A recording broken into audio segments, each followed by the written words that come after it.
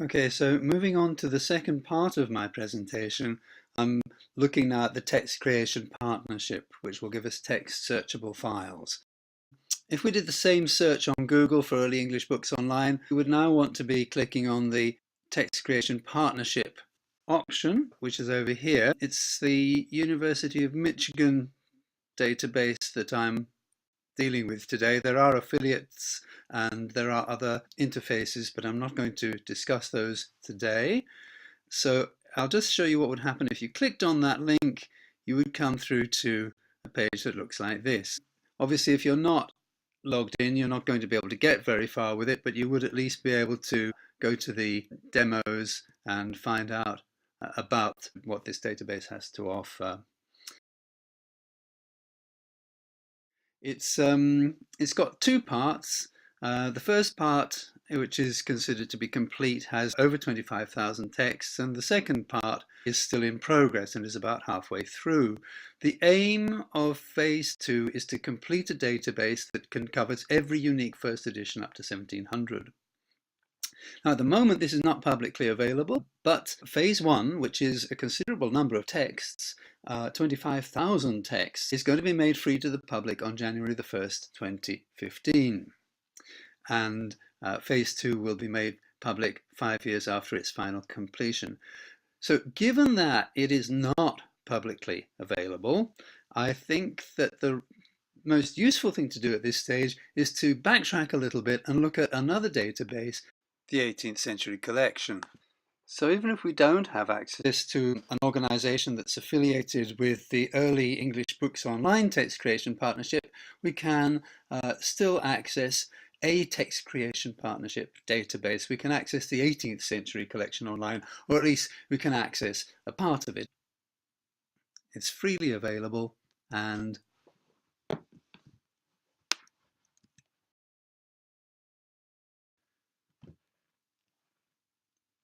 we would access it like this. So we would search for 18th Century Collections Online. We would go for the University of Michigan interface. We would not be looking at other interfaces. At least that's what I'm showing you today. And we would get through to a page that would look like this.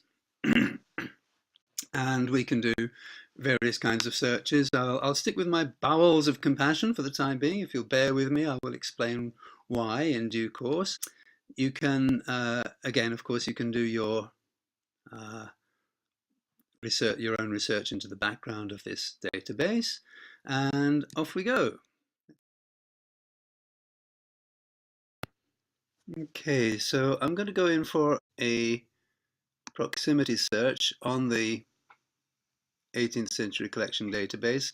I could search for different areas such as drama or by ESTC number, various options there. I'm just going to go through the full text search and look at all the texts available, and I'm going to do that search for vowels near in this, oh, well, okay, I'll choose followed by, and it can be within 40 letters. In this case, the 40 stands for letters rather than words. 40 letters of compassion. I'm just going to conduct that search, which takes us through to 22 records, as you can see. Okay, so we can now look within these results and we can see each particular item. I'll click on the first item here, get the results details for that one. We can see that bowels comes near compassion in the, or is followed by compassion in the expression bowels of compassion there. And we can look at the broader context. It occurs in the second Sunday after Trinity. There we go.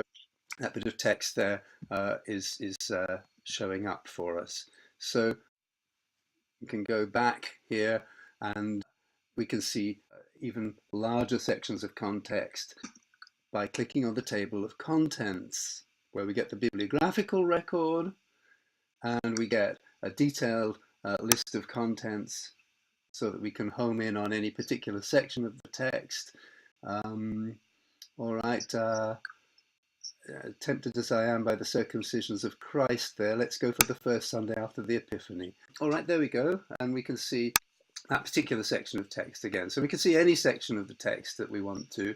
And if we go back, we can see the entire text, the whole thing, just as we could see the Early English Books Online PDFs.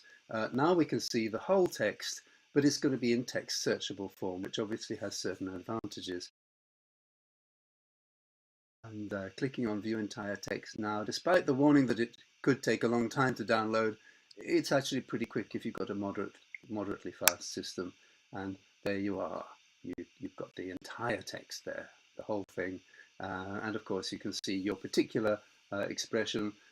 It's got links which will enable you, for example, to go to the first matched item. You can see where bowels crops up, next matched item.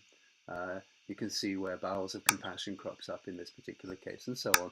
So you can locate the particular text you're looking for, but you can also, of course, do all the things that you can on any web page, and you can search to find a particular expression, anything else that you wanted to, any word that, any items that you were interested in. So if I'm interested in suffering, here I go, and there I find all the references to suffering in this particular text.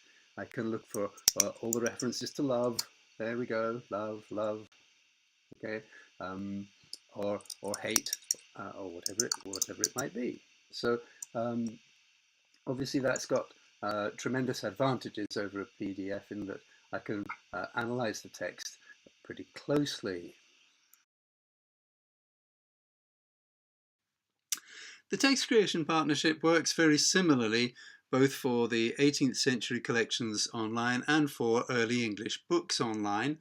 And so a computer can tell us a tremendous amount about something like this. Fonseca's Devout Contemplations, which I was looking at the very beginning.